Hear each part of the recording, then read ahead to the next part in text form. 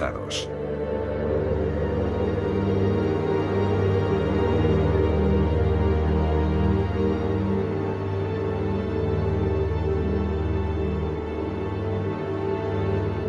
Solo sobrevivieron quienes se hallaban lejos del epicentro o protegidos por muros de hormigón.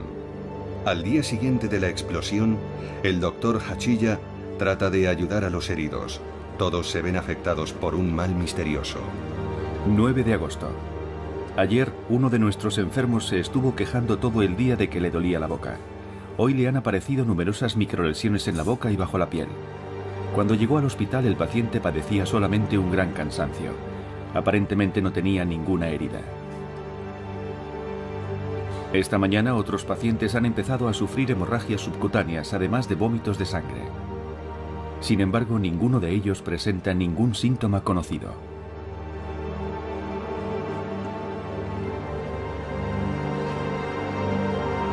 ...18 de agosto. Hoy ha aparecido un nuevo síntoma. Muchos de los pacientes han empezado a perder el pelo. Tienen un color enfermizo.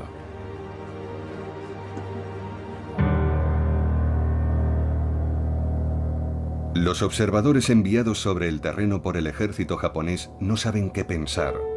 Hiroshima y Nagasaki han sido aniquiladas por un arma desconocida. Y no parece tratarse de un gas tóxico. Victoria, Japón se rinde. En Estados Unidos todos piensan que las 2 bombas atómicas han puesto fin a la guerra. Para la población es todo un descubrimiento. Estas armas han sido desarrolladas en el mayor de los secretos. Ni siquiera el Congreso sabía de su existencia. Pero la historia que se vende a la opinión pública es la de unos héroes modernos, no la de una ciencia asesina. Informe sobre nuestro desarrollo atómico.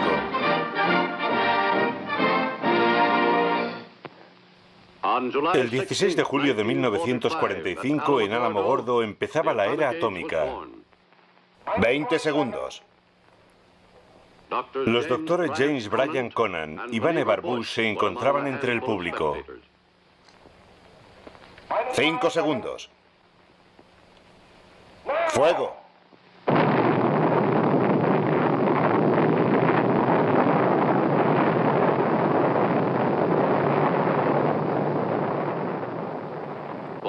Para Mr. Conant y Mr. Bush, que han supervisado el desarrollo de la primera bomba, este fue un momento de intensa satisfacción.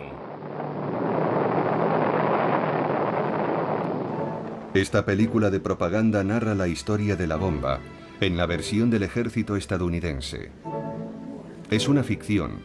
Solo los personajes son reales. Hay un militar, Leslie Groves, el jefe del mayor proyecto de América durante la guerra, el Proyecto Manhattan.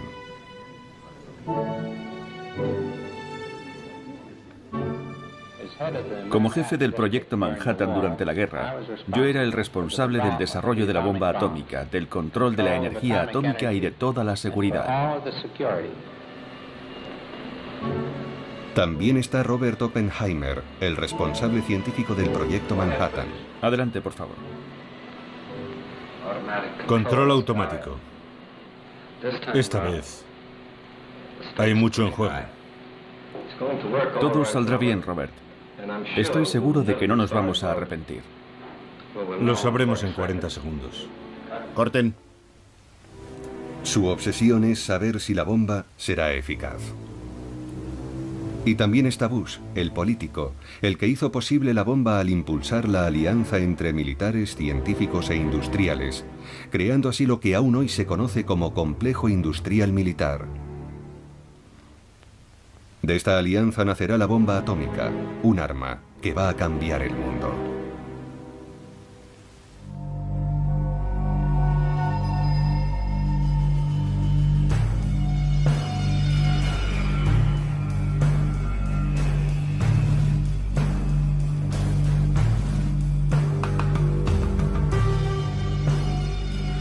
Los Álamos es un centro de investigación militar desde 1943.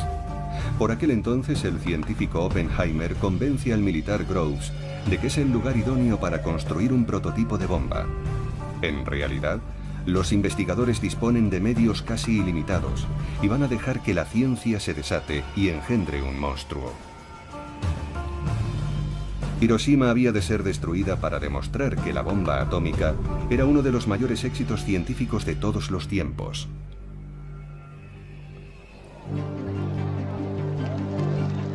Todo empezó en 1939 cuando el célebre físico danés Niels Bohr acudió a los Estados Unidos para una reunión en Princeton. Bohr llega con una mala noticia. Al parecer, un equipo de investigadores alemanes han logrado la fisión de un núcleo de uranio. Esa operación podría producir una energía descomunal. El resultado, la fisión nuclear. En los círculos científicos, la noticia supone todo un bombazo. La parte del átomo que se pierde explota en forma de energía, demostrando así la teoría de Einstein, según la cual la masa y la energía son en realidad una misma cosa. Paralelamente, en marzo de 1939, el ejército alemán ocupa Checoslovaquia. No es solo una catástrofe para Europa Central. Los nazis se apoderan también de la mayor mina de uranio de Europa. Alemania ya dispone de materia prima para concebir una reacción en cadena por fisión nuclear.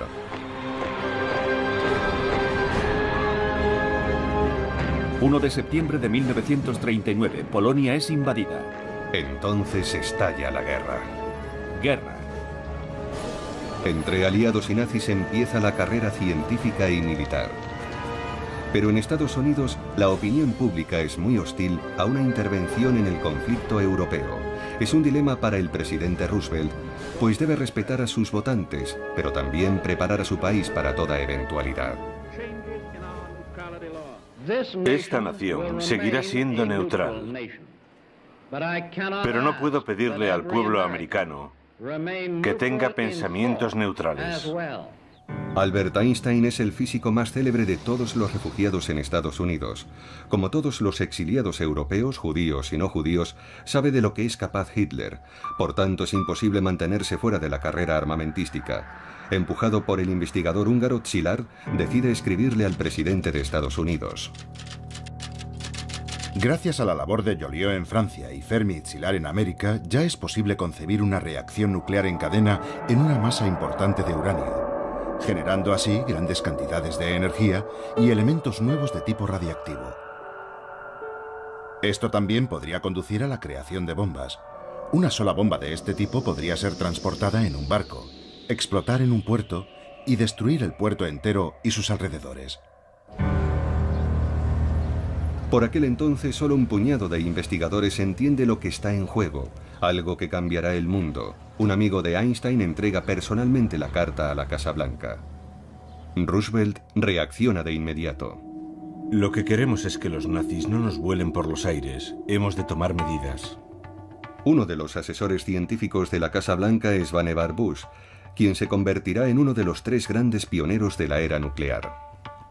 Todos coincidíamos en que la guerra iba a degenerar en un intenso combate, que era inevitable que América acabase participando en ella tarde o temprano, que no estábamos preparados ni por asomo para ella, y lo más importante, que el sistema militar tal y como estaba planteado, nunca podría producir todas las herramientas que seguramente íbamos a necesitar.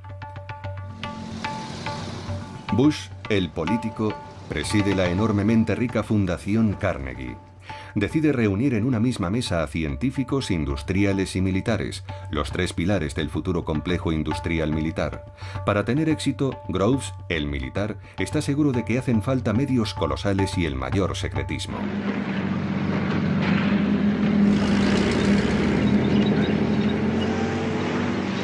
En Europa se precipitan los acontecimientos.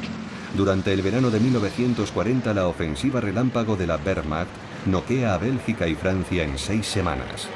Gran Bretaña se encuentra sola frente a Hitler. Los alemanes desfilan por los Campos Elíseos.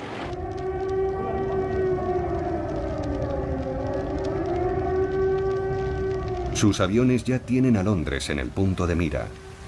Es la Blitzkrieg, o Guerra Relámpago. Los investigadores británicos del átomo llevan por aquel entonces una ventaja considerable. Cambridge alberga un prestigioso laboratorio de investigaciones nucleares. Churchill y el gobierno británico creen que bastarán 3 años para fabricar una bomba atómica.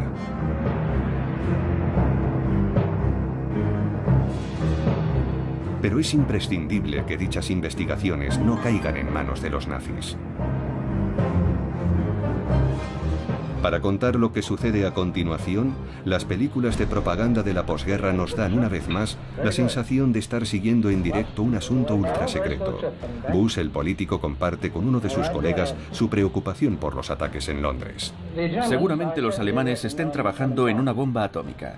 Como ya te conté, han conseguido mucha agua pesada de esa gran planta de Noruega. ¿Para qué la van a usar si no? ¿Qué le parecen los avances de los británicos? Chadwick y los demás físicos están de acuerdo con nosotros. Con el uranio 235 la bomba funcionará. Pero son conscientes de que eso va a requerir un gran esfuerzo industrial. Los británicos están asfixiados con la actual producción de guerra. Todos solicitan que se realice aquí el trabajo. Y en efecto, la Inglaterra bombardeada decide compartir sus investigaciones con Estados Unidos. Destina a Washington un manual de instrucciones para la energía atómica, el llamado Informe Maud. Hemos llegado a la conclusión de que sería posible fabricar una bomba de uranio de unos 10 kilos que tendría una capacidad de destrucción equivalente a 1.800 toneladas de TNT y liberaría una gran cantidad de material radiactivo letal durante un largo periodo de tiempo en la zona de la explosión.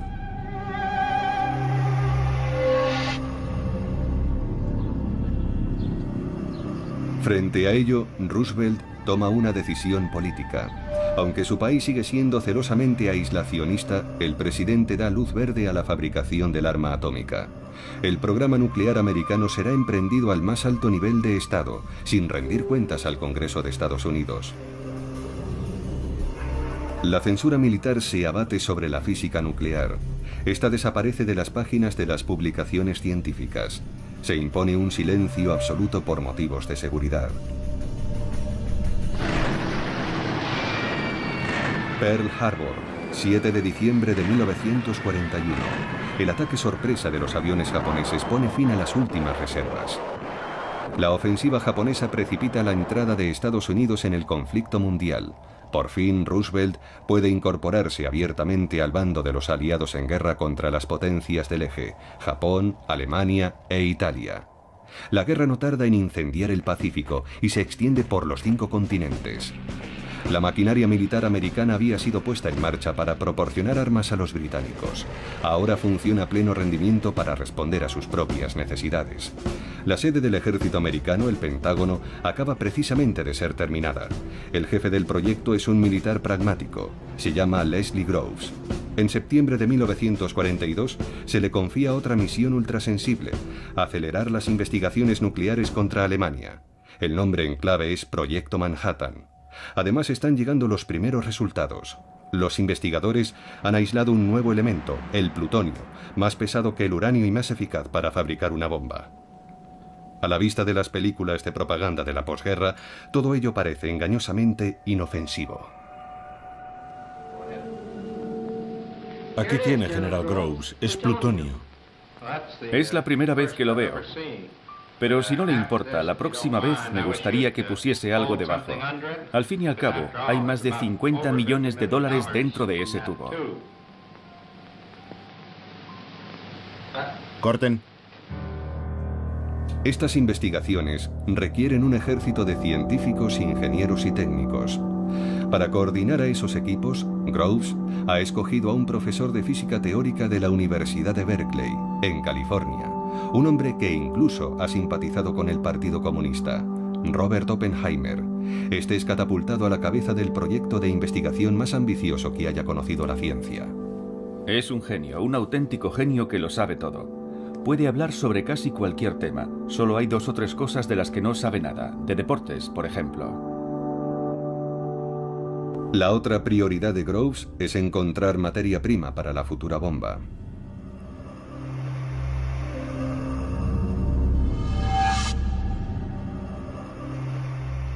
Naturalmente, lo más importante era el mineral de uranio. La mayor fuente de uranio durante la guerra era la mina de Sinkolobué, en el Congo belga. Y el hombre clave en ese campo era Edgar Sandier, el director de la Unión Minera del Alto Katanga. Sanjie es un industrial belga y un hombre de negocios previsor. A partir de 1940 había ordenado que todas las reservas de uranio belgas fueran apartadas de los nazis y enviadas a Estados Unidos. En la primavera de 1942, Groves, el militar, descubre con estupor que hay 1.250 toneladas del valioso mineral almacenadas en el mismísimo puerto de Nueva York, un regalo formidable. El abastecimiento del proyecto Manhattan ya está garantizado.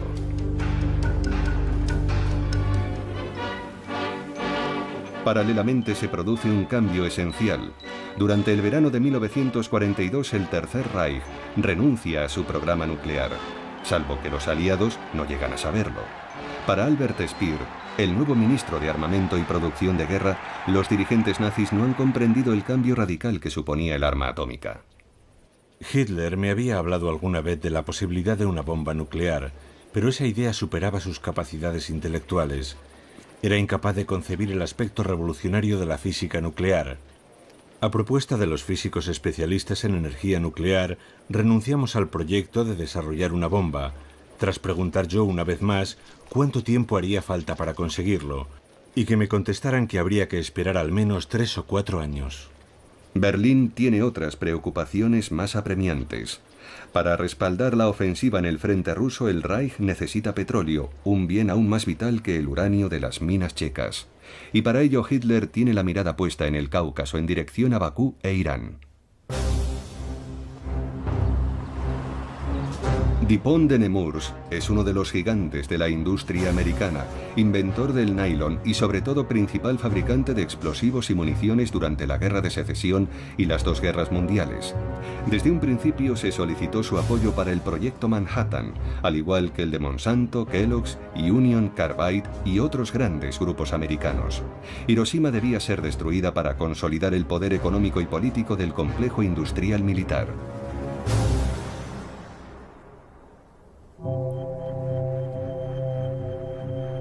Dos meses después de que Alemania interrumpiera su proyecto nuclear, la pista de squash de la Universidad de Chicago se convierte en un gigantesco ensamblaje de grafito y óxido de uranio. Se trata del prototipo CP1, una pila nuclear de 350 toneladas. Dicho de otro modo, es el primer reactor atómico de la historia y los investigadores aliados quieren ponerlo a prueba lo antes posible. El experimento tiene lugar el 2 de diciembre de 1942. Al imponerse el secreto militar, ni la universidad, ni los estudiantes, ni la ciudad de Chicago están prevenidos. Ante un público de eruditos, el italiano Enrico Fermi, premio Nobel de Física, ordena el inicio de la reacción en cadena. Si se equivoca en sus cálculos, habrá una explosión nuclear en pleno centro de Chicago.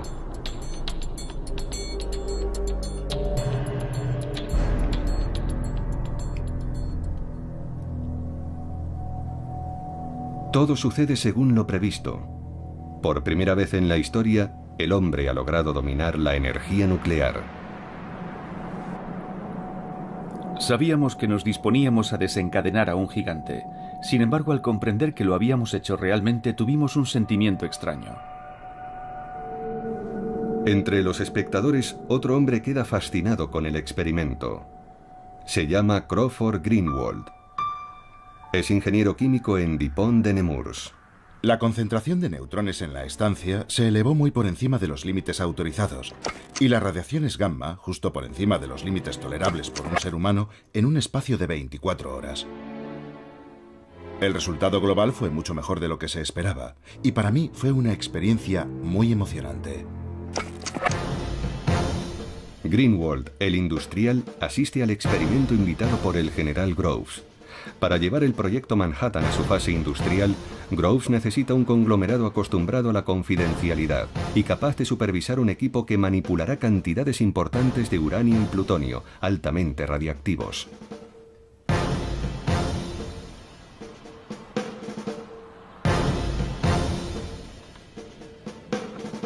El contrato es colosal, pero los riesgos también. El industrial Greenwald duda.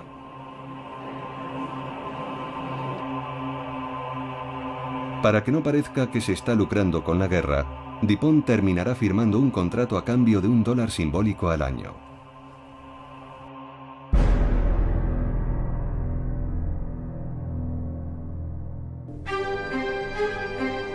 Estamos en la costa oeste, en pleno desierto, a 300 kilómetros de Seattle, Hanford. El tamaño de las instalaciones construidas por DuPont de Nemours permite hacerse una idea de las necesidades industriales ingentes del proyecto. Las obras cubren un área de 1.500 kilómetros cuadrados. Tras 9 meses, 85.000 obreros construyen 3 reactores nucleares y una planta purificadora de agua capaz de abastecer una ciudad de 1 millón de habitantes.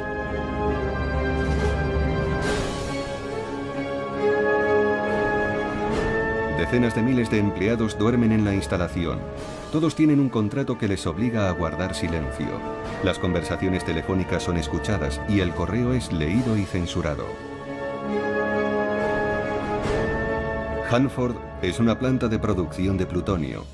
Preocupado por los efectos de la radiación sobre sus tropas, el industrial Greenwald exige garantías. El militar Groves se compromete a que el gobierno americano pague $10 millones por cabeza en caso de heridas, enfermedad o fallecimiento, un importe astronómico para esa época.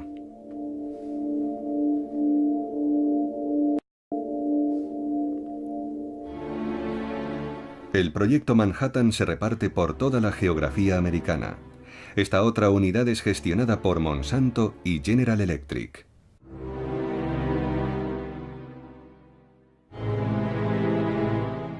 Aquí se produce uranio 235 y otras materias primas necesarias para la bomba.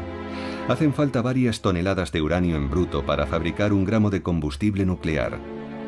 También aquí, Groves compartimenta al máximo los distintos eslabones de la cadena de fabricación para preservar el secreto absoluto. La mayoría de los empleados no descubrirá hasta el final de la guerra en qué estaba trabajando realmente. Todo ello, junto con los planos de la bomba, está consignado en los cuadernos del industrial Greenwald. Estos cuadernos fueron un secreto militar hasta 1989.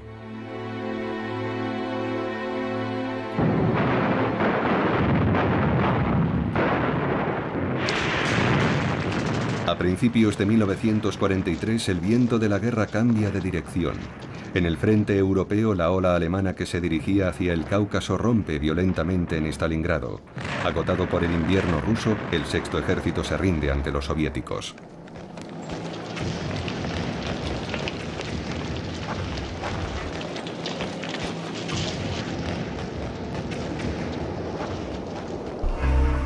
Verano de 1943. Los aliados se reúnen en Quebec. Churchill ha convocado el encuentro con un objetivo concreto: no ceder a Estados Unidos el monopolio del arma nuclear. Gran Bretaña, Estados Unidos y Canadá deciden asociarse en el marco del proyecto Manhattan. Canadá posee unas importantes minas de uranio. Proporcionará 4.000 toneladas del mineral hasta 1946. 2 años después de que los ingleses pusieran a buen recaudo sus investigaciones al otro lado del Atlántico, una veintena de científicos británicos se incorpora a los laboratorios americanos. Los recién llegados se suman a los miles de investigadores, ingenieros y técnicos que ya están trabajando en el proyecto Manhattan. Los Álamos es el tercer gran centro de investigación del proyecto Manhattan.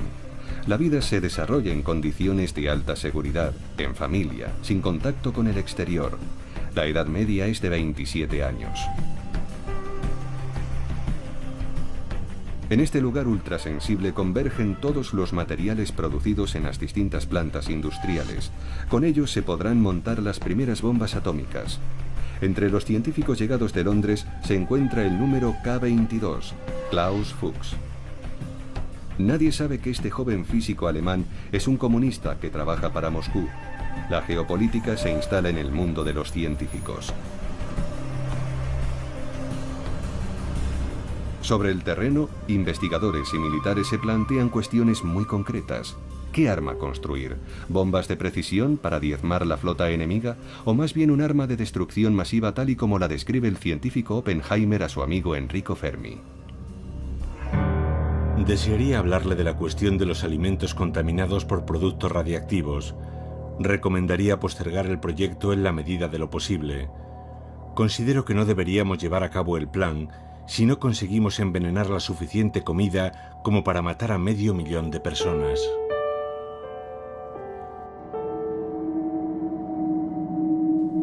Los investigadores de Los Álamos se decantan por una bomba de efecto masivo, pero sobre todo quieren conocer mejor los efectos de la radiactividad. El 1 de agosto de 1944 tiene lugar un accidente en el edificio D de Los Álamos. La víctima se llama Don Mastic, un joven químico de 23 años. En el transcurso de un experimento, una probeta se rompe y le salpica a la cara un preparado a base de plutonio. Se traga unas gotas. Consulta a su médico, el doctor Hempelmann, pero nadie sabe en qué dosis es peligroso. Hempelmann acude a Oppenheimer. Por muchas precauciones que se tomen, puede reproducirse un accidente de este tipo. No me parece descabellado hacer una serie de investigaciones en ese sentido. Los militares aceptan llevar a cabo un programa de observación.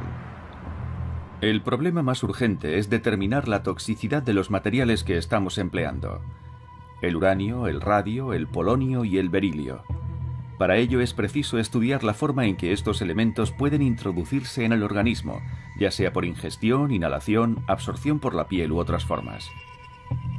Don Mastic es sometido a una serie de análisis médicos. Pero para conocer mejor los efectos de la radiactividad hacen falta auténticas cobayas humanas.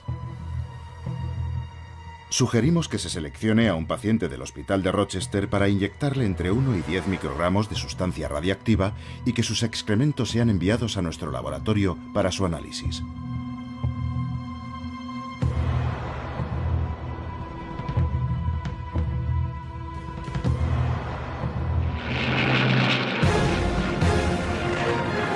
Lejos de los laboratorios americanos, en el verano de 1944, el Ejército Rojo irrumpe en Polonia. Los aliados ocupan Sicilia y desembarcan en Normandía, abriendo un nuevo frente en el oeste. Tal vez ya no sea necesaria en Europa la futura bomba.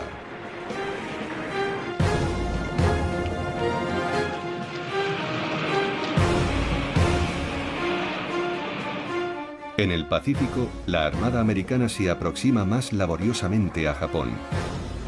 En el mar de Filipinas, 128.000 marines arrebatan la isla de Saipán a las tropas del emperador. Acto seguido, el Estado Mayor establece ahí sus primeras bases aéreas.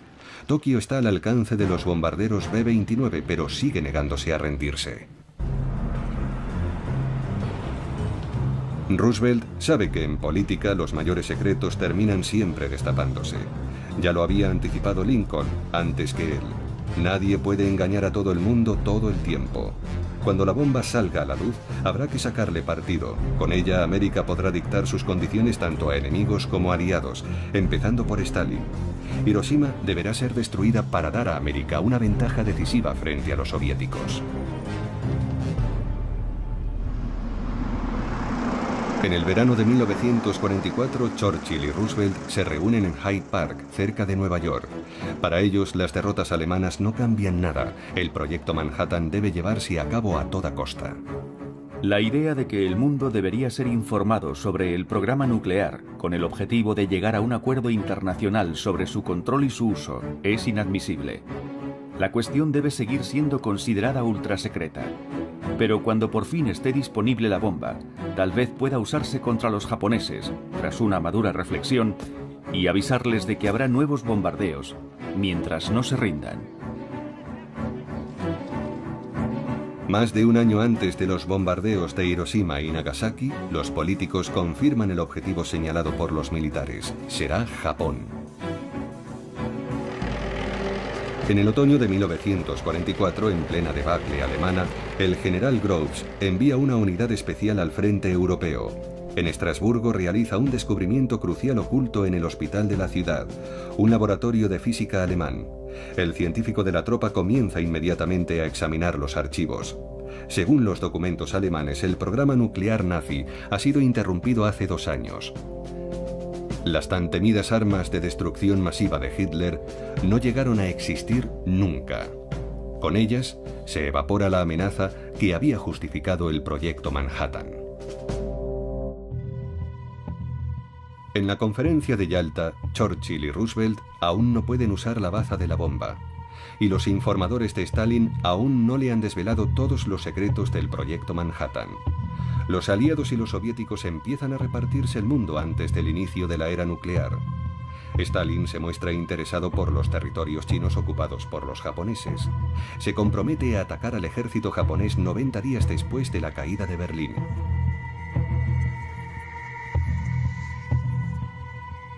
Queda por saber quién será el primero en ocupar el archipiélago, pues Tokio sigue negándose a rendirse.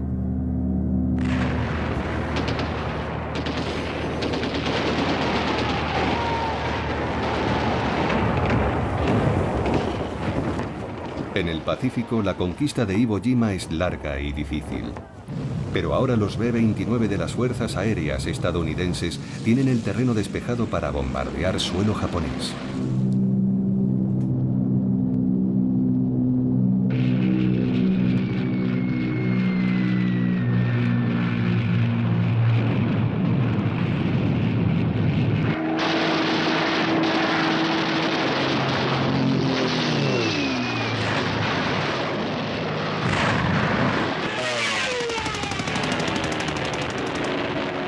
Tokio y la mayoría de ciudades importantes del archipiélago son sometidas a bombardeos incesantes. Más de 8 millones de habitantes son desplazados. Solo en la noche del 9 de marzo de 1945, un diluvio de bombas incendiarias se salda con más de 100.000 muertos en la capital japonesa. El país está hambriento, falto de víveres, de carburante y de municiones. Su poderosa marina está completamente aniquilada. Los kamikazes combaten hasta el final en aviones que no tienen gasolina para la vuelta. Sus sacrificios hacen creer que Japón no se someterá jamás.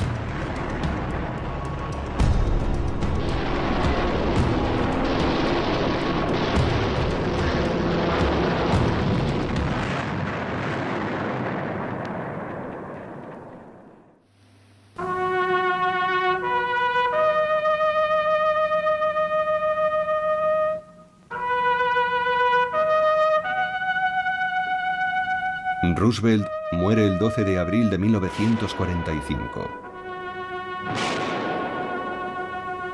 Su sucesor, un ex senador especializado en asuntos militares, Harry Truman, no está al corriente del proyecto Manhattan, a pesar de haber sido vicepresidente de Estados Unidos durante 6 meses.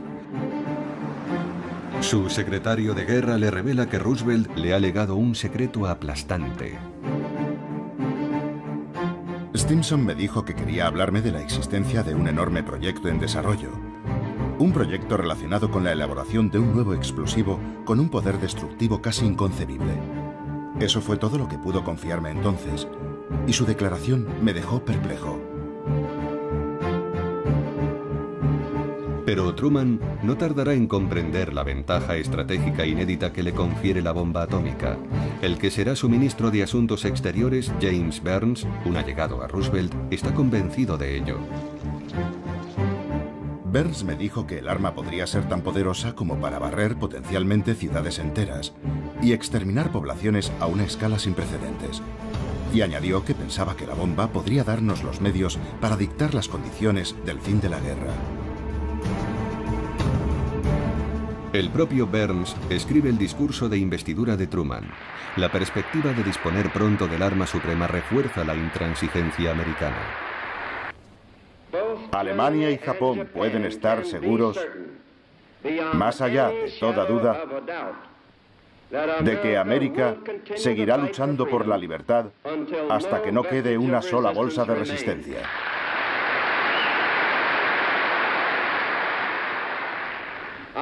Nuestra exigencia era y sigue siendo la misma: la rendición sin condiciones. La rendición sin condiciones. En Washington, los diplomáticos americanos saben que dicha exigencia es inaceptable para los japoneses.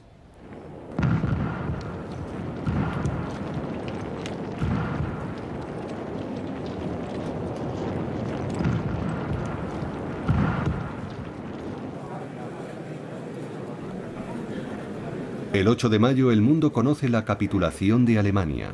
Berlín ha sido conquistada por el Ejército Rojo. Los soviéticos también han liberado Varsovia, Praga, Budapest y Sofía. Stalin no tiene intención de retirarse todavía. Siguiendo el acuerdo secreto de Yalta, Moscú se dispone ahora a entrar en guerra con Japón.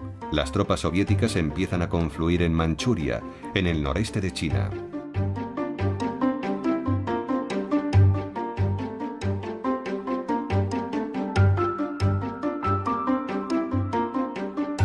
En Europa ya ha empezado la posguerra. Pero en Londres, Churchill observa con preocupación que Stalin tiene la mirada puesta en Europa del Este. Propone a Truman organizar una cumbre, sin más demora.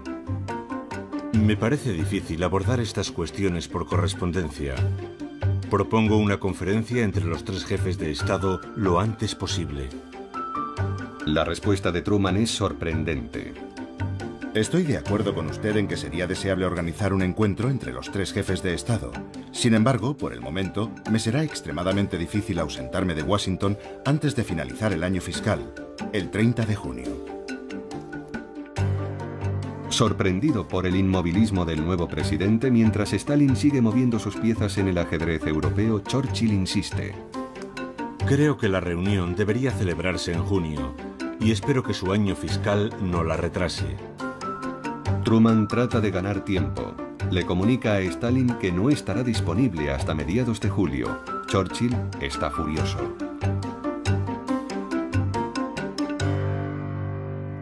Considero que el 15 de julio, repito, julio, el mes después de junio, es demasiado tarde para abordar las urgentes cuestiones que reclaman toda nuestra atención. Yo había propuesto el 15 de junio, repito, junio, el mes antes de julio, pero si no es posible, ¿por qué no el 1, el 2 o el 3 de julio? Truman termina imponiendo su voluntad.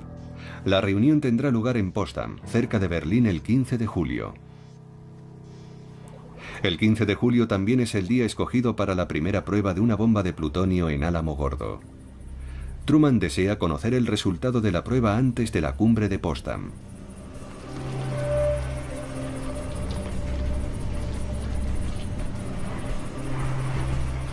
En Álamo Gordo, como en Los Álamos, los equipos trabajan 12 horas al día, 7 días a la semana.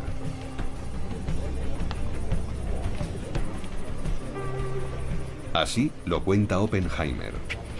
No creo que hayamos trabajado nunca a un ritmo tan acelerado como durante el periodo entre la capitulación alemana y la utilización efectiva de la bomba. Estábamos sometidos a una presión increíble para acabar antes de la reunión de Potsdam.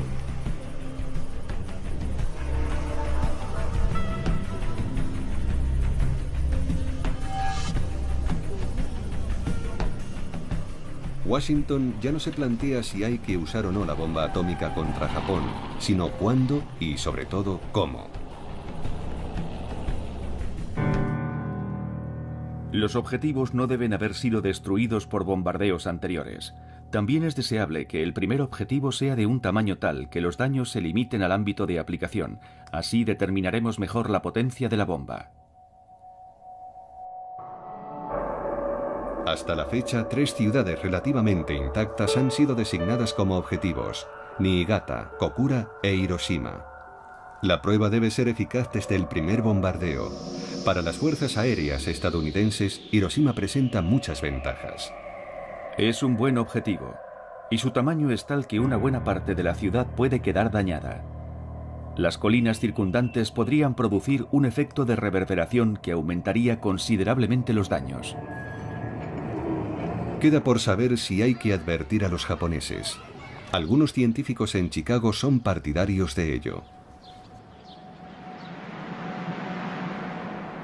Consideramos imprudente el uso de la bomba nuclear contra Japón sin anunciárselo previamente. Si Estados Unidos es el primer país en usar este nuevo medio de destrucción, perderá el apoyo de la opinión pública en todo el mundo. Leo Szilard, el físico exiliado amigo de Einstein, acude específicamente a Washington para defender la causa de los civiles. El secretario de Estado americano Burns le da a entender que ya nada puede detener la máquina. Me dijo que habíamos gastado ya $2.000 millones para desarrollar la bomba. ¿Cómo iba a destinar el Congreso más fondos a la investigación sobre la energía nuclear si no se mostraban los resultados obtenidos con el dinero ya gastado? El Congreso empieza a hacerse preguntas sobre la ingente cantidad de gastos no justificados del Ejército de Tierra. Después de 3 años de secreto absoluto, la bomba debe salir a la luz. Mientras no haya sido usada contra un objetivo real, su potencia seguirá siendo invisible, incomprensible. No podemos proponer ninguna demostración técnica capaz de poner fin a la guerra.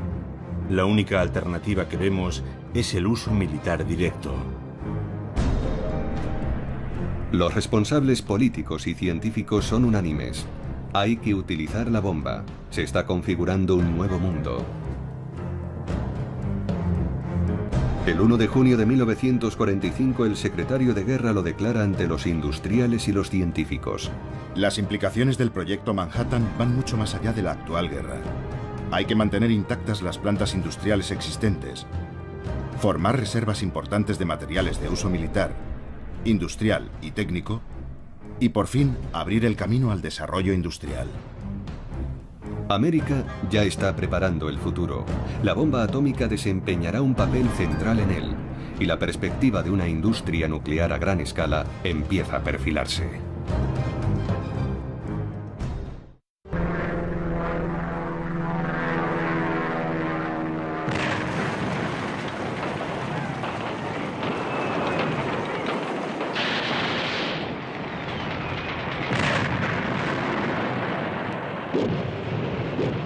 El ejército americano conquista la isla de Okinawa. Es la batalla más sangrienta de toda la Guerra del Pacífico. Mueren 12.000 soldados americanos y más de 100.000 soldados japoneses, y al menos el mismo número de civiles.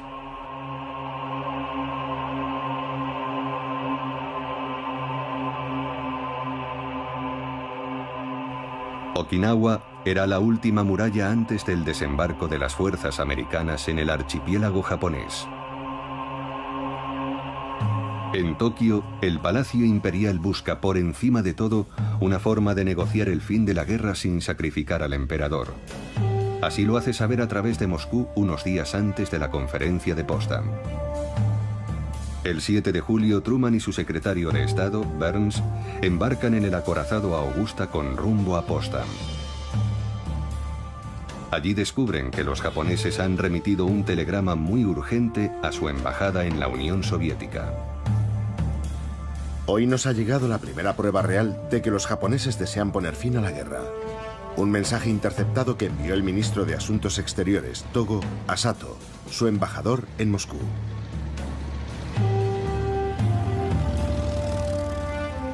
Le pide que se reúna con Molotov y le comunique que el emperador ansía poner fin a la guerra.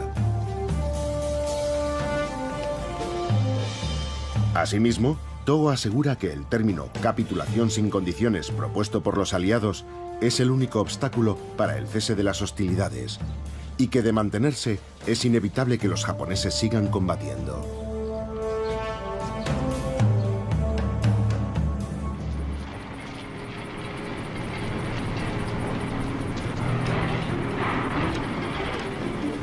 En el desierto de Nuevo México llega el día que todos esperaban.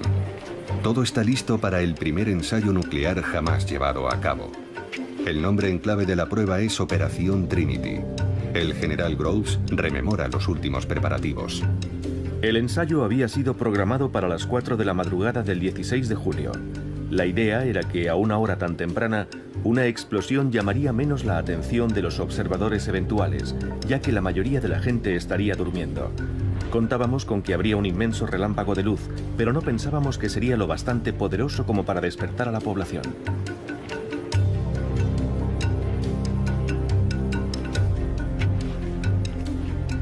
Lo llaman el Gadget, una bomba de implosión cargada con 6 kilos de plutonio. 150.000 personas han trabajado en la creación de este monstruo de metal, cuyo corazón es apenas más grande que una pelota de tenis.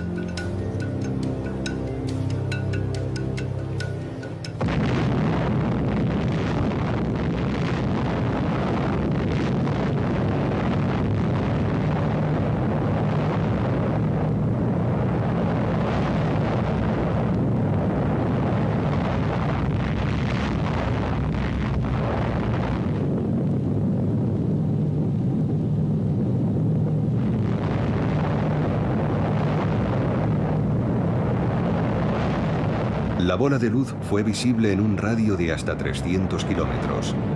El éxito del primer ensayo nuclear de la historia superó todas las expectativas.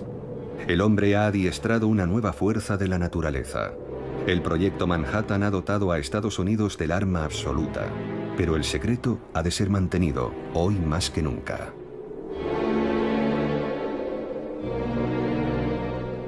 Groves, el militar, difunde un comunicado redactado con antelación.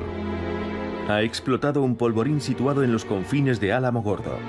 Almacenaba una cantidad importante de potentes explosivos y material pirotécnico. El accidente no ha causado víctimas y los daños materiales, aparte del propio polvorín, son de escasa consideración. El comunicado oficial de Groves no tiene nada que ver con la realidad, pero es preciso frenar cuanto antes las preguntas de la ciudadanía.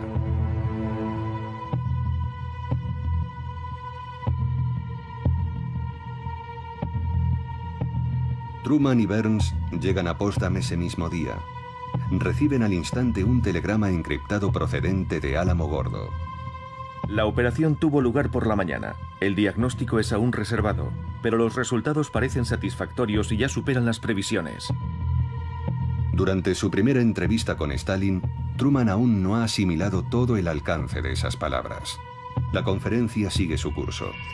Tal y como prometieron en Yalta, los soviéticos entrarán en guerra con Japón el 15 de agosto.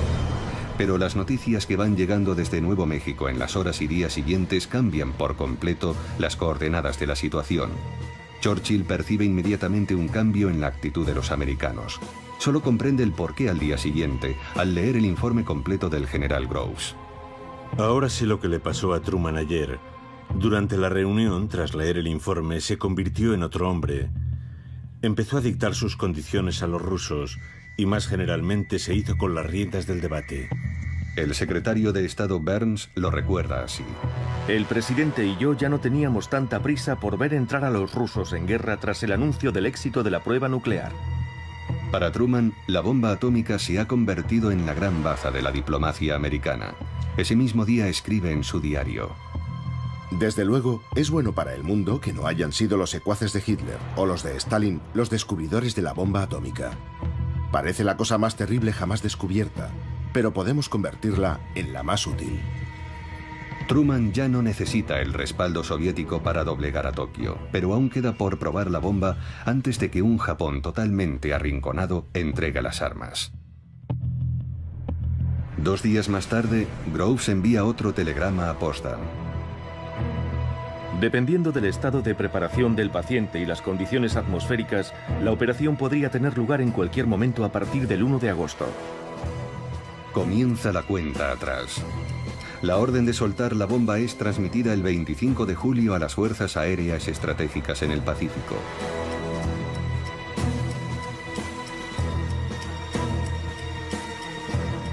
Truman, Churchill y Chiang Kai-shek firman la declaración final de los aliados.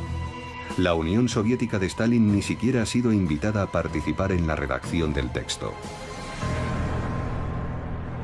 Llamamos al gobierno japonés a aceptar sin más dilación la capitulación sin condiciones de sus fuerzas armadas, evidenciando así su buena fe. La otra alternativa para Japón será una destrucción instantánea y total. Furioso, Stalin comprende que ha sido traicionado. Sabe a través de su espía en Los Álamos que la bomba atómica está lista. Acelera el despliegue de sus tropas en Extremo Oriente, en un intento por ser el primero en ocupar Japón. En Potsdam acaba de escribirse el primer capítulo de la Guerra Fría.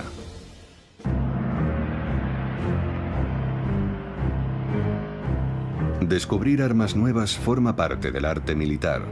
Sumirlas en el mayor de los secretos, también. Sin embargo, si nos atenemos a la leyenda, el lanzamiento de las 2 bombas atómicas contribuyó a salvar la vida de millones de soldados americanos y de civiles, poniendo punto y final a la guerra. En realidad, Hiroshima había de ser destruida para demostrar al mundo entero el poderío del arsenal americano.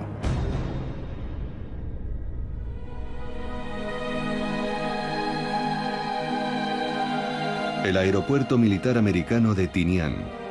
El entrenamiento de las tripulaciones encargadas de soltar la bomba ha empezado hace 1 mes y medio.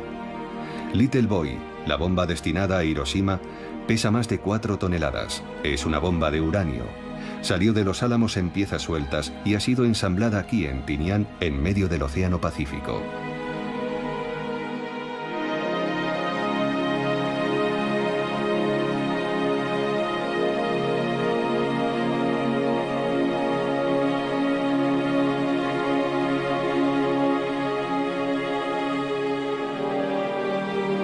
Un bombardero B-29 se prepara para recibir la bomba. Es bautizado como Enola Gay, en homenaje a la madre del piloto. 6 de agosto de 1945. Para una mayor precisión, el lanzamiento de la bomba ha de efectuarse por contacto visual, no por radar. 3 aviones de reconocimiento despegan rumbo al archipiélago para estudiar las condiciones climáticas de los 3 objetivos potenciales. En Kokura el cielo está nublado, Niigata queda demasiado lejos dado el peso de la bomba. En Hiroshima el cielo está despejado. Esta ciudad será pues el objetivo designado. Little Boy es soltada a más de 9.000 metros de altura. Explota unos 40 segundos más tarde, a 600 metros por encima de Hiroshima.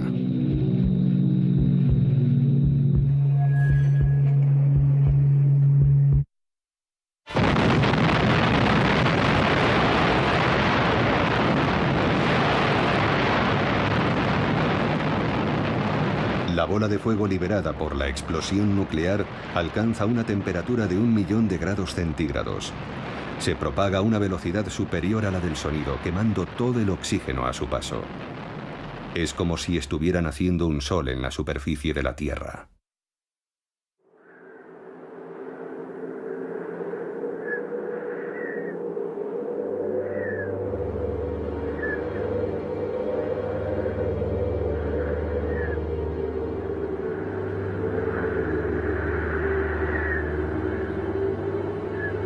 ...6 de agosto. De pronto aparece un relámpago y luego otro. Las sombras, los reflejos, todo ha desaparecido. Luego no hay más que una nube de polvo en medio de la cual veo una columna de madera, que es la que sostiene mi casa. Hiroshima, 8:15 de la mañana. El doctor Hachiya se disponía a ir al hospital. Anota estas frases en su diario el mismo día de la explosión. Instintivamente me pongo a correr, o al menos lo intento, en vano. El suelo está sembrado de vigas. Me siento extraordinariamente débil. Tengo que parar para recobrar fuerzas. Y entonces me doy cuenta de que estoy completamente desnudo. ¿Qué ha sido de mi pantalón y mi camiseta? Me miro el lado derecho del cuerpo. Está cubierto de sangre. También tengo una herida en el muslo. Noto algo caliente derramándose en mi boca. Tengo la mejilla desgarrada. El soplo de la explosión ha sido de una potencia inédita. En un instante, una sola bomba de uranio ha borrado del mapa una ciudad de 350.000 habitantes. 4 kilómetros cuadrados han sido reducidos a cenizas. Las casas han ardido. El hierro se ha retorcido por el calor. Todo sucede como en una pesadilla. Veo desfilar unas sombras, una especie de fantasmas que andan con los brazos separados, no sé por qué. De pronto comprendo que están quemados y que andan con los brazos separados para evitar el contacto con su propia piel. La explosión ha matado a unas 70.000 personas. Otras 70.000 morirán en el transcurso de los meses siguientes por los efectos de la radiación. 200.000 habitantes sobreviven. Son los Hibakusha, los irradiados por la bomba atómica.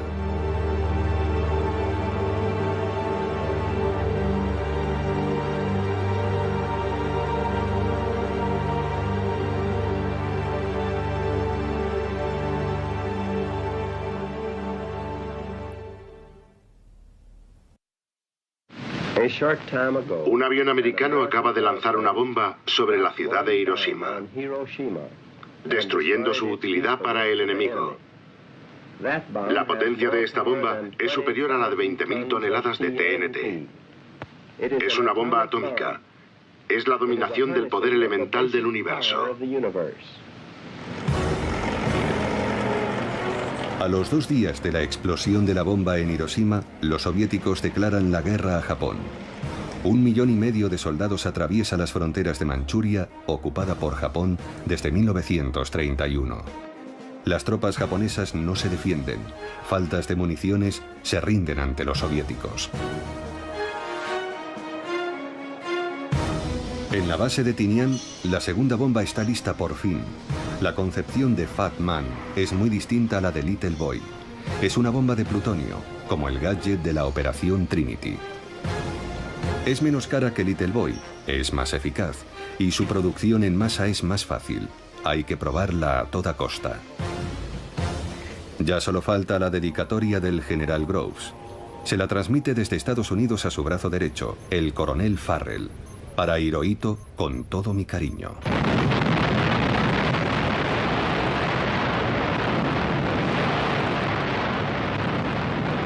...9 de agosto...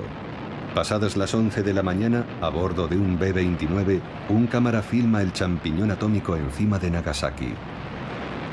El avión también transporta a un grupo de científicos que han acudido a observar la explosión. De regreso a la base, la tripulación bautizará al bombardero como Necessary Evil. Para la historia, la bomba nuclear ha pasado a convertirse en un mal necesario.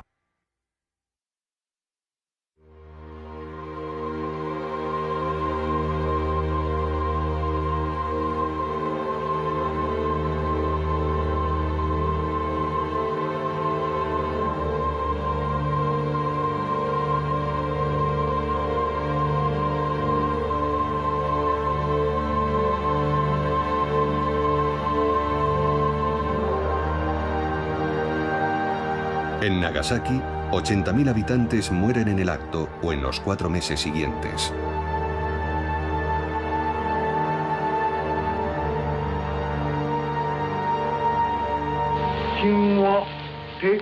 Hemos dado orden al gobierno del imperio de comunicar a América, Inglaterra, China y la Unión Soviética que aceptamos su declaración conjunta. El 15 de agosto de 1945, el pueblo japonés oye por primera vez la voz de su emperador. Este les comunica la capitulación de su país. El Palacio Imperial no solo se ha rendido ante la bomba. A su modo de ver, Tokio se enfrenta a un peligro aún mayor. El ejército rojo está avanzando hacia el norte del archipiélago. Para evitar que Japón quede bajo la influencia soviética, Washington deja una esperanza de supervivencia al régimen imperial. El texto de la capitulación no dice nada del destino de Hirohito. El texto es firmado el 2 de septiembre a bordo del acorazado Missouri. Las tropas de ocupación del general MacArthur desembarcan en Japón menos de un mes después de los bombardeos nucleares.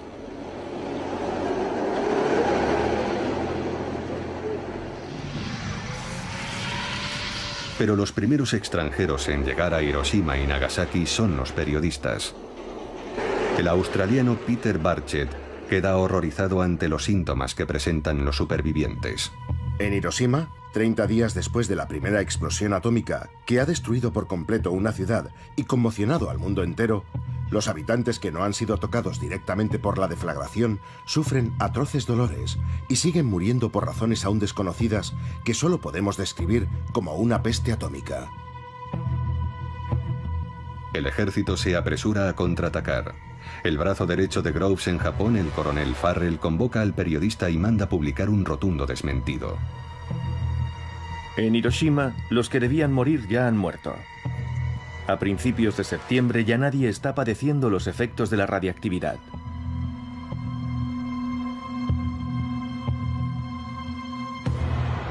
Farrell visita el hospital de Hiroshima.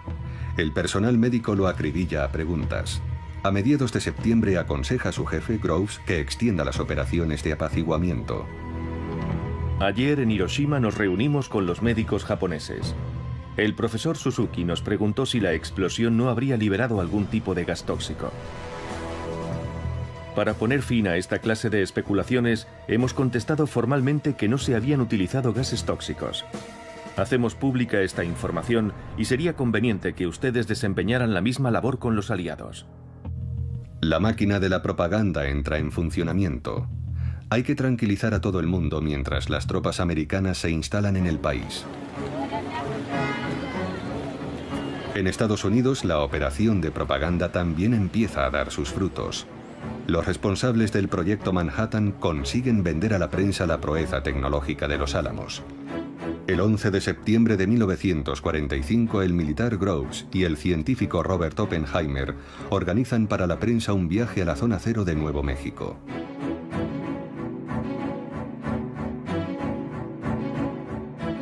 La zona sigue siendo radiactiva, pero Oppenheimer trata de transmitir un mensaje de calma. Explica a los periodistas que, contrariamente al gadget de la Operación Trinity, las bombas japonesas fueron lanzadas desde una gran altura.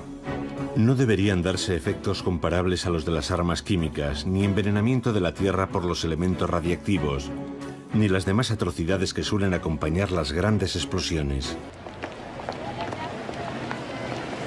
El mensaje es transmitido a la opinión pública. La bomba nuclear es una bomba limpia. Nada tiene que ver con las armas químicas prohibidas por el Protocolo de Ginebra.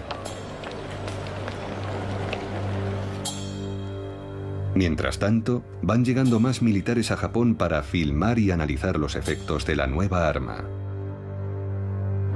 Un soldado enseña orgullosamente el punto de impacto de la bomba en medio de unas ruinas aún radiactivas. Este es el epicentro, la zona cero. Otros enseñan ante las cámaras los rastros del soplo nuclear. Estudian cuidadosamente la propagación de los rayos incandescentes y las huellas que han dejado en los edificios.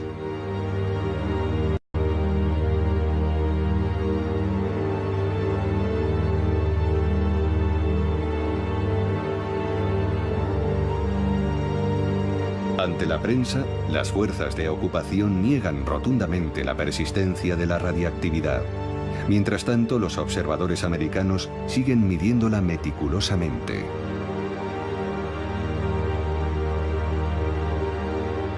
Un soldado estadounidense recuerda su estupefacción durante una misión de patrulla en Nagasaki. No sabía qué estaba haciendo allí. No había ni un alma. Había perecido todo rastro de vida. No había pájaros, ni animales, ni grillos, nada de nada. Es difícil describir un silencio tan absoluto como este. Al cabo de un año, hay 9.000 americanos y japoneses trabajando a tiempo completo en el Departamento de Censura Civil. La censura de las tropas de ocupación resulta ser tremendamente eficaz.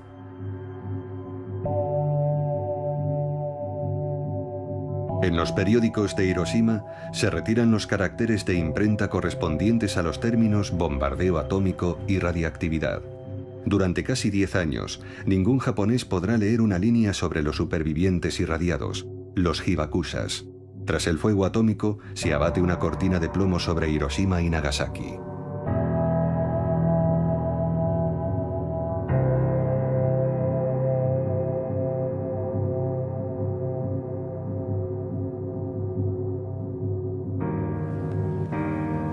Todos los documentos censurados durante esos años están conservados aquí, en la Universidad de Maryland, cerca de Washington. Decenas de miles de libros, periódicos y carteles. Frente a los oficiales americanos que protestan contra el peso de esta censura, el general MacArthur se mostrará siempre inflexible. Esta propaganda falaz y perniciosa tiene por objetivo dar la impresión de que se ha instaurado una censura arbitraria y cínica. Tras haber amordazado a la prensa, queda una operación más delicada por llevar a cabo: la desinformación sobre los efectos de la bomba. En noviembre de 1945, el Congreso americano abre una comisión de investigación sobre el desarrollo del átomo y su control. Groves prosigue su operación de legitimación ante los senadores. Si hubiéramos tenido que combatir en Japón, el número de víctimas hubiera sido enorme. Churchill lo estimaba en más de 1 millón de muertos. La bomba atómica hizo imposible que los japoneses siguieran en guerra, pese a su decisión de combatir hasta el final. Si hubieran seguido, se habrían llevado con ellos a decenas de miles de americanos. Groves juega con las cifras. ¿La bomba ha salvado algunas decenas de miles o 1 millón de vidas americanas? Da lo mismo. Lo importante es defender en directo la doctrina del mal necesario ante los parlamentarios. Asimismo, ante la cuestión sensible de las radiaciones residuales, Groves se atiene a una línea oficial poco escrupulosa con los matices. No hay radiaciones residuales, un no muy rotundo. Salvo en el momento de la propia explosión, que solo ha durado un instante, no ha habido daños radiactivos. Un senador le pregunta si existe algún antídoto contra la radiación. Groves responde lo siguiente. Hay varios tipos de daños radiactivos. Si la radiación es lo bastante fuerte, la muerte es instantánea. Una dosis menos fuerte puede entrañar una muerte diferida, pero los médicos dicen que el sufrimiento es soportable y que incluso es una forma bastante agradable de morir. Los que han estado expuestos a una radiación leve pueden curarse con el paso del tiempo.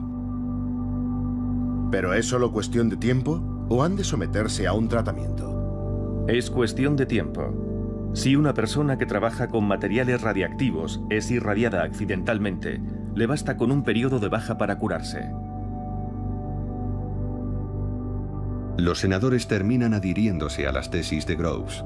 Su objetivo es el mismo: tranquilizar a la opinión pública sobre el desarrollo nuclear llamado a un futuro radiante. Entre los militares, la unanimidad de fachada sobre los beneficios de la bomba nunca ha sido total. Tan solo 2 días después del bombardeo de Nagasaki, el hombre que transmitió la orden de soltar la bomba, el general Spaatz, ya apuntaba en su libreta.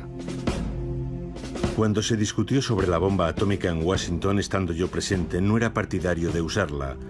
Por lo mismo por lo que nunca he estado a favor de destruir ciudades enteras y exterminar a todos sus habitantes. Ese mismo día, el expresidente Herbert Hoover le confiaba al secretario de Guerra Stimson. El uso de la bomba atómica y el exterminio indiscriminado de mujeres y niños me escandalizan profundamente.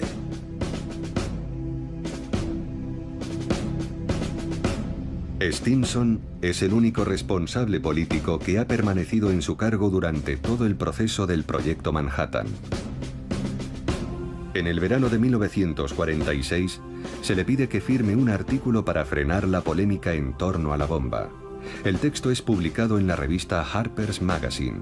Asegura de una vez por todas que el arma atómica fue el último recurso para poner fin a la guerra y salvar más de 1 millón de vidas americanas.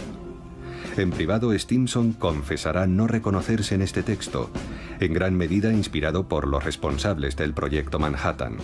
Pero la doctrina queda definitivamente sellada. La bomba era un mal necesario y hasta imprescindible.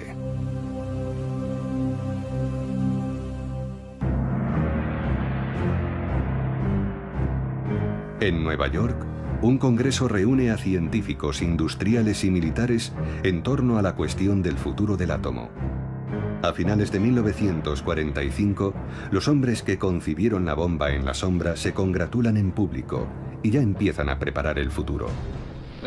Vamos a hablar del futuro, no del pasado. Doctor Conant, han hablado todos mucho de las razones del éxito del Proyecto Manhattan. Pero ahora están sentados a la misma mesa que un grupo de hombres que no salen en las portadas de los periódicos y no se dejan ver en las galas ni nada por el estilo. Son los empresarios. Representan a compañías como Carbide, DuPont, Kellogg's, Monsanto y Tennessee Eastman. Estos hombres han realizado el trabajo industrial que ha convertido el Proyecto Manhattan en algo tangible y factible, más allá de un mero proyecto. Pienso que todos ustedes deberían recordarlo.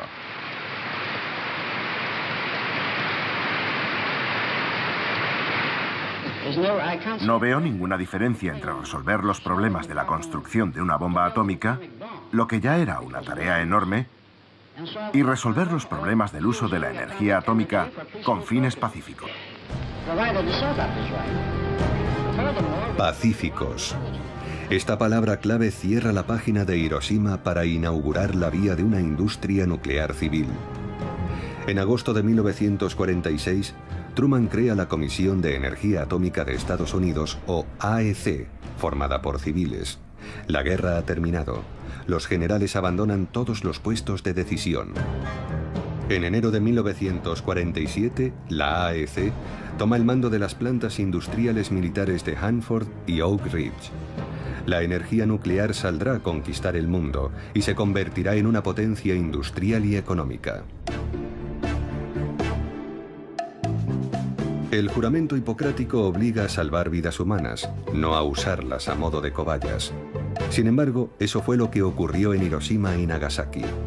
El proyecto Manhattan ya ha dado lugar a experimentos con seres humanos, pero el uso de la bomba atómica permitirá llevarlos a cabo a una escala mucho mayor. Este experimento a tamaño natural, estudiado durante décadas, ha permitido a América prepararse para los peligros de la era nuclear.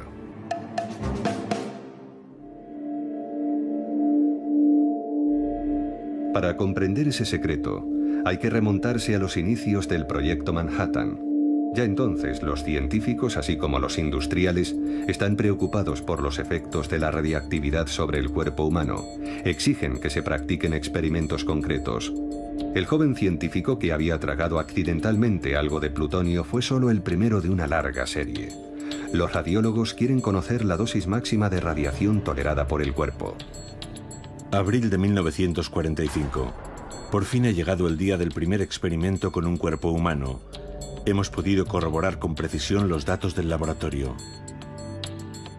Se selecciona a una serie de pacientes en diferentes hospitales. Cada uno recibe un número encabezado por las iniciales HP, por Human Product, es decir, producto humano. Se ha tomado la decisión de no informar a los pacientes de la naturaleza del producto que se les estaba inoculando. Unas jeringuillas especiales de plomo son concebidas para inyectar dosis de plutonio de unos 5 microgramos. Los resultados confirman los de las pruebas realizadas sobre animales. No deparan ninguna sorpresa. El plutonio, 30 veces más tóxico que el radio, es un poderoso cancerígeno. 3 pacientes son sometidos a estas pruebas en abril de 1945 y otros 11 a partir de septiembre tras el fin de la guerra. Por aquel entonces, el responsable del proyecto Productos Humanos acaba de llegar a Nagasaki. Es el Dr. Warren, el médico jefe del proyecto Manhattan. Warren no ha venido a curar a las víctimas ni a compartir datos con los médicos japoneses. Quiere estudiar los efectos del plutonio sobre los irradiados. Toda la información es transmitida a Estados Unidos. Enfermedades causadas por la radiactividad. Al finalizar el periodo crítico de 2 semanas, las quemaduras y llagas que creíamos en vías de curación han empeorado repentinamente y no se han podido detener las hemorragias. Muchos de los pacientes han muerto y la cifra de fallecidos no ha parado de aumentar cada día. Han aparecido erupciones cutáneas en la mitad superior del cuerpo de las víctimas, extendiéndose por el resto del cuerpo, y su estado ha empeorado. Otro de los síntomas característicos del periodo crítico es la alopecia. Este soldado se encontraba en un cuartel a 1 kilómetro del epicentro. No sufrió quemaduras, pero a las 7 semanas del bombardeo empezó a perder el pelo y a presentar manchas, acompañadas por 39 grados de fiebre y diarreas.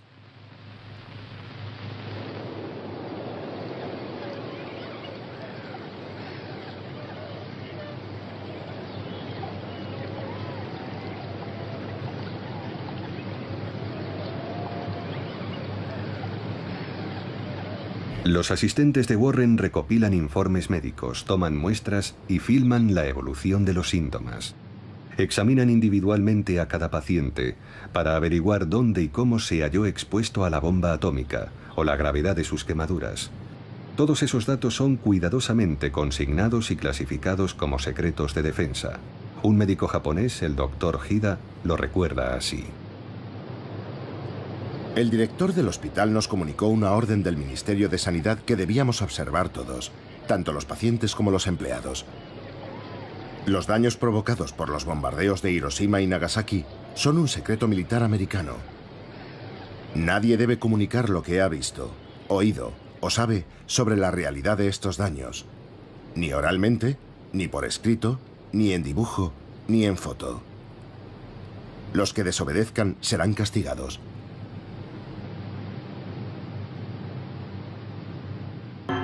Warren, el médico, es muy preciso en sus observaciones. Sin embargo, su primer informe se acoge perfectamente a la línea oficial. La bomba atómica apenas emite radiación, brevemente y sin consecuencias. Las radiaciones de las explosiones nucleares que causaron daños físicos fueron emitidas principalmente durante el segundo después de la explosión. Han podido aparecer algunas heridas más tarde, pero todas se produjeron durante el primer minuto.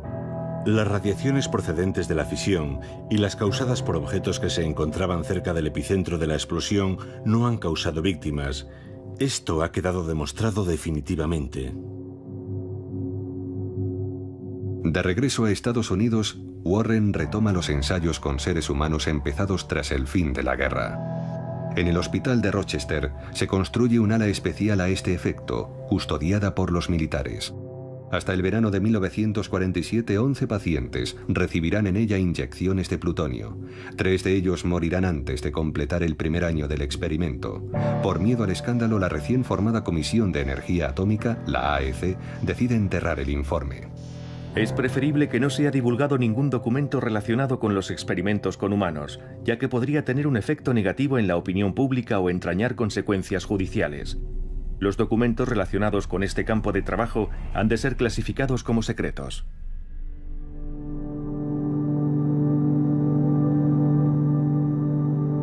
En Estados Unidos se habla de la ética médica, mientras en Hiroshima y Nagasaki comienza una gran investigación sobre las radiaciones. El nuevo secretario de la Armada, James Forrestal, presiona a Truman para que explote los datos científicos recabados en Hiroshima y Nagasaki. Los resultados provisionales de la investigación arrojan que unos 14.000 japoneses han sido irradiados por la explosión nuclear. El análisis de estas personas y de los demás habitantes es una oportunidad única y muy importante para los aliados para emprender investigaciones médicas y biológicas sobre los efectos de la radiactividad. Dichas investigaciones no pueden ser interrumpidas ahora, sino que han de llevarse a cabo a largo plazo. Una oportunidad única. Poco después, Truman promueve la fundación de una comisión de víctimas de la bomba atómica, la ABCC, que se instala en Hiroshima y Nagasaki. Con la colaboración del Ministerio de Sanidad japonés, la ABCC retoma el trabajo del Dr. Warren a gran escala, estudiar el efecto a largo plazo de la radiación sobre las víctimas de la bomba. Una vez más, los supervivientes se ven obligados a cooperar en las investigaciones médicas, sin recibir ningún tratamiento.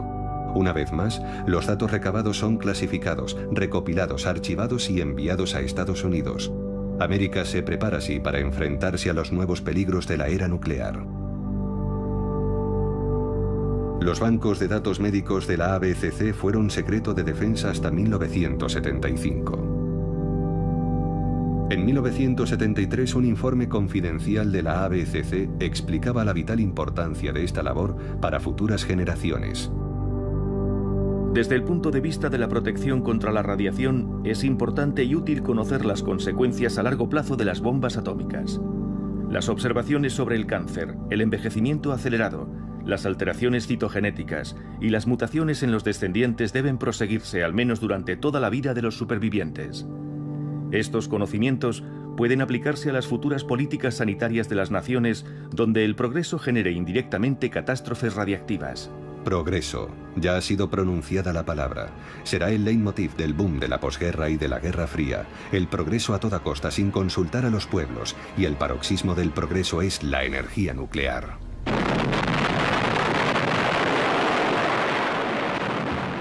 Lo primero es la energía nuclear militar.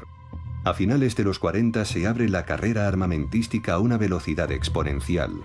La Unión Soviética se apresura en alcanzar a su gran rival. Luego seguirán Francia, China y otros que participarán en la carrera en secreto. Israel, la India y Pakistán. El arsenal mundial se convierte en un monstruo incontrolable.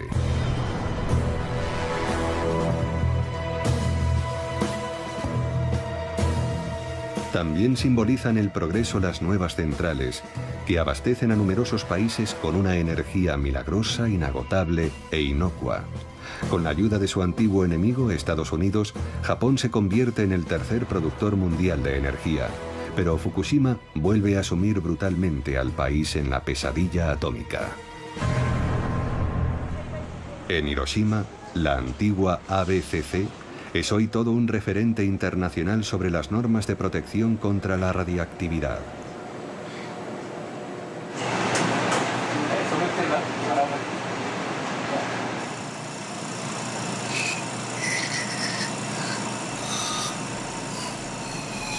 Nadie había imaginado que los irradiados de Hiroshima padecerían leucemias, hemorragias en las encías o manchas en la piel.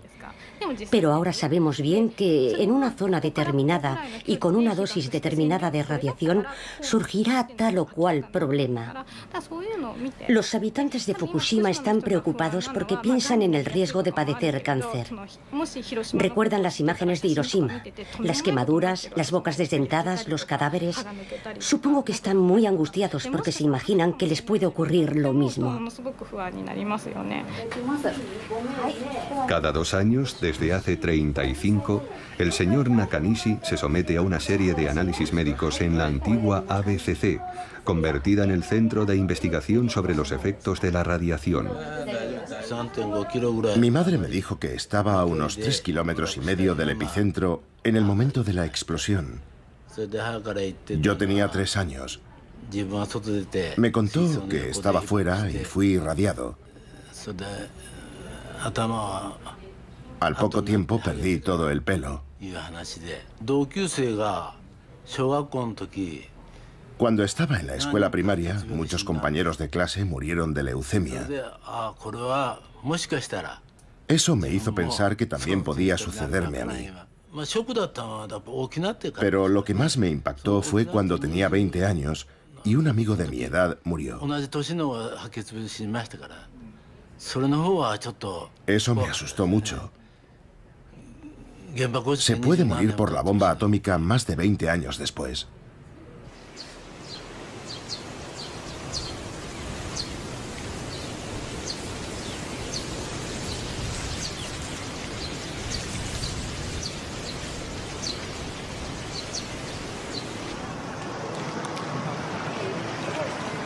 Todos los años, el 6 de agosto, los habitantes de Hiroshima conmemoran el día en que el mundo se adentró en la era nuclear. Japón fue el único país víctima de la bomba atómica.